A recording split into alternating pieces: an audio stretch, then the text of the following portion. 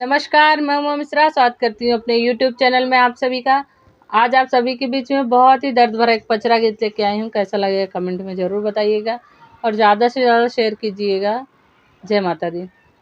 कहवा से आवेली गंगा जी की धरिया है, कहाँ से आवे ना यमुना मैया की लहरिया है, कहाँ से आवे ना।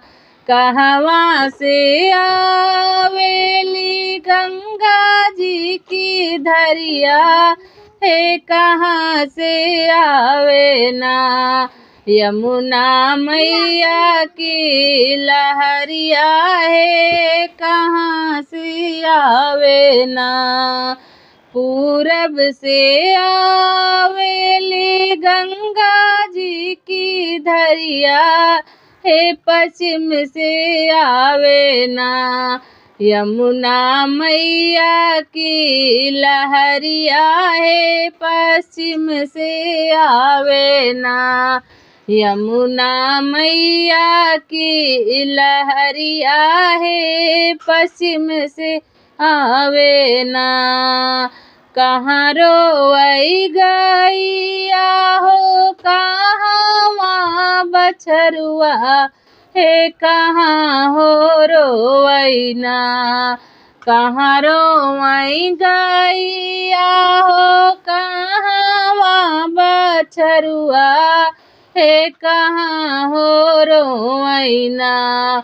बैठी बाजिनी तिरियावा हो, कहाँ हो रोवई ना।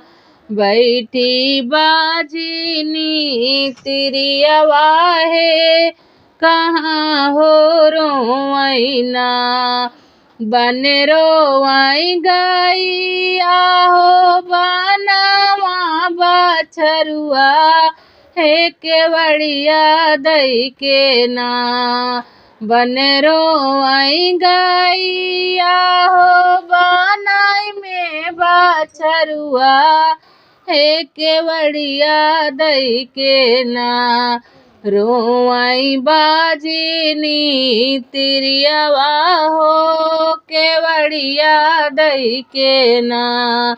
रोवई बाजिनी तिरियावा है, केवड़िया दई के ना। इतनी बचन जब सुनी सातौ बहिनी हो, कि साजै लागी ना। आपन पूरी लासी गरिया हो, कि साजै लागी ना। आपन पूरी लासी गरिया हो, कि साजै लागी ना। छोड़ी दी गैया पियावाई बछरुआ हो, कि खेलै लागे ना। गोदी बाजिन के ललनवा हो, कि खेलै लागे ना। गोदी बाजिन के ललनवा हो, कि खेलै लागे ना। छोड़ी दी गैया पियावाई बछरुआ हो, कि खेलै लागे ना। गोदिया बाजिन के ललनवा हो, कि खेलै लागे ना। गोदिया बाजिन के ललनवा हो, कि खेलै लागे ना। खुश भैली गैया बेहसई बाजिनिया हो, कि जय जय बोलै ना। खुश भैली गैया हो, बेहसई बजनिया हो, कि जय जय बोलै ना।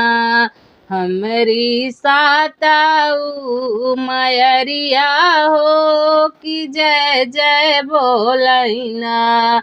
हमारी साथ मयरिया हो कि जय जय बोलैना। जय माता दी। मेरा यह गीत कैसा लगा प्लीज़ कमेंट में ज़रूर बताइएगा और ज़्यादा से ज़्यादा शेयर कीजिएगा, लाइक कीजिए, चैनल को सब्सक्राइब कीजिएगा।